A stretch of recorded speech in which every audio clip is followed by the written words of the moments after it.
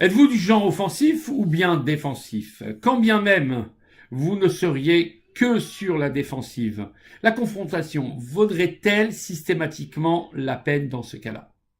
Dans la paracha de Béchalach, le peuple juif accède enfin à la liberté, mais il est rapidement confronté à deux conflits sur le chemin du mont Sinaï.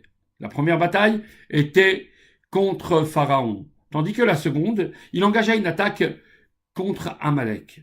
L'attitude des Béné Israël face aux deux ennemis fut différente.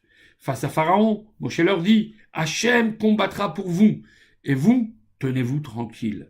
Alors que s'agissant de Amalek, Moshe demanda à Yehoshua « Livre bataille à Amalek ». Pourquoi un tel contraste? Pourquoi Hachem envoya-t-il les Béné Israël au combat contre Amalek alors qu'il se chargea lui-même des Égyptiens?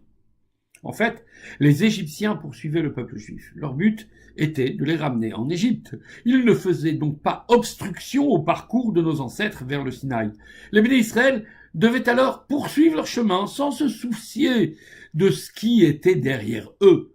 Hachem s'en chargeait. En revanche, Amalek se plaçait entre le peuple juif et la montagne sainte. Il constituait un obstacle et son intention était d'arrêter le peuple juif.